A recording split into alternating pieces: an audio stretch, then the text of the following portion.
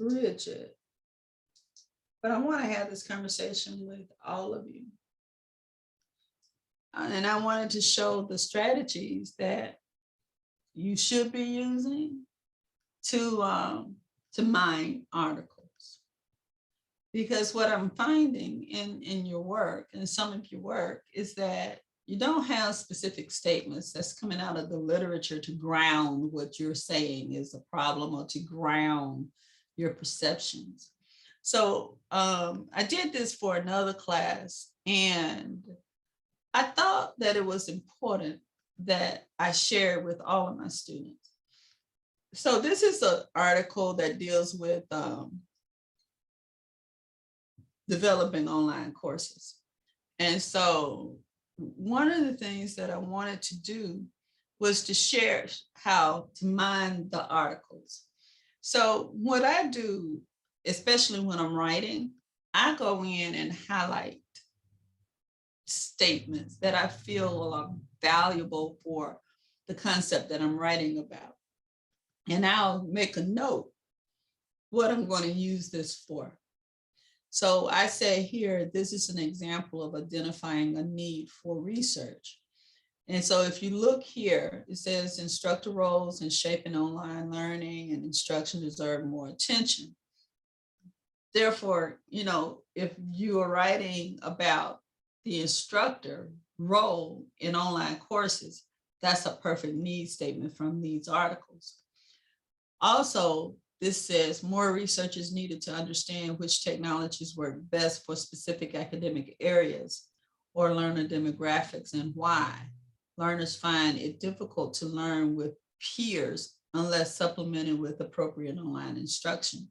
So you have basically 3 need statements that you can condense into one using your own words from this article. Going down a little bit further,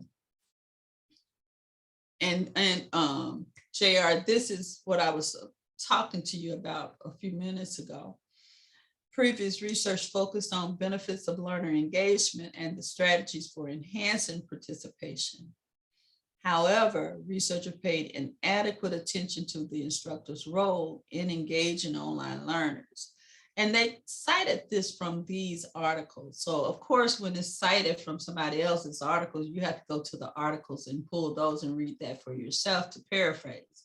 But this is a perfect example of how to talk about how a theory has been written about, but the theory was not written about in the context that you want to explore it. This also is a perfect example on how to write that.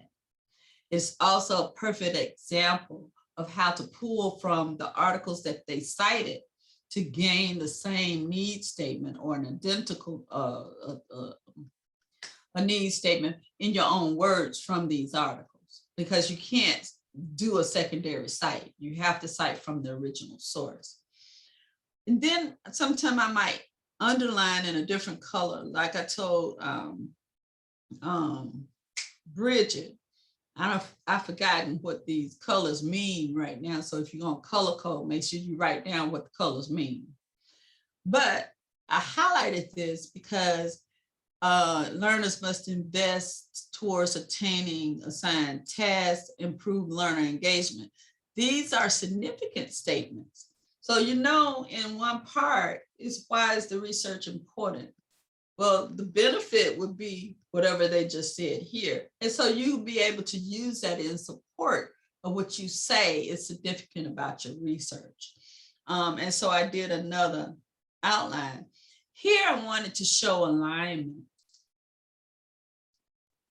And I wanted to show how those similar words are used in the purpose statement and the RQs. And because they were talking about engagement, these people looked at engagement theory. So whenever you see the word engagement and you know the theory is engagement theory, this is how they are aligning that argument. And this is how your research should be aligned as well. You have to be able to thread whatever this theory is about throughout these significant or foundational statements for your research. Does that make sense to anybody? I'm going to assume that is yes, because I wasn't looking at y'all. So going further down, I think it's in this article.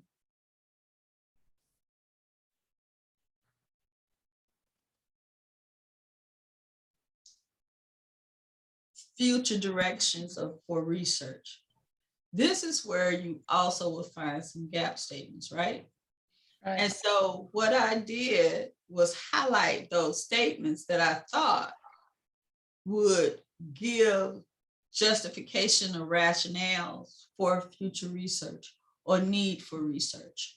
And so specifically, this person said there's a need to clearly define the role of different types of online learning engagement. Came out of Frederick's.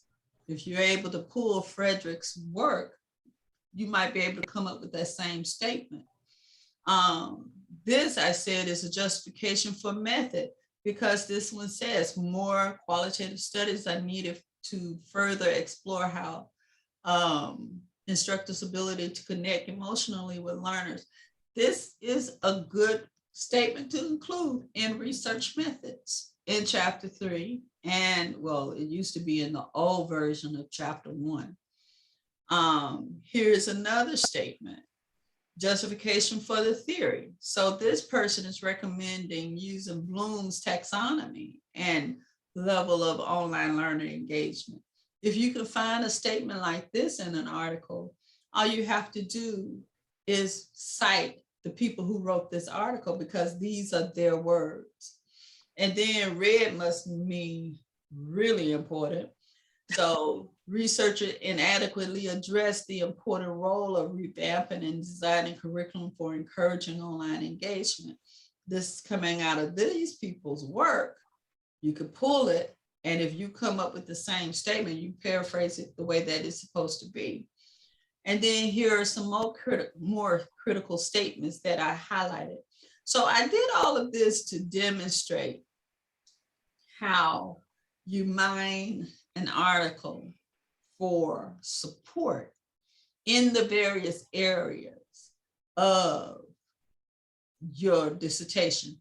They're going to have rationale for the sampling technique that they use. They're going to have rationales in the article for surveys, for interviews, for focus groups. And all you have to do is pull these articles, read them, highlight them, and then put them in a folder for the section that you're going to use. Or pull these exact same statements, put it in an Excel sheet under the tab for what you intend to use them for. And then that way, organization is critical. Because once you organize your writing, your articles, you'll be able to write without having to go back and forth to the articles, because you've already highlighted those statements that you can use in specific sections.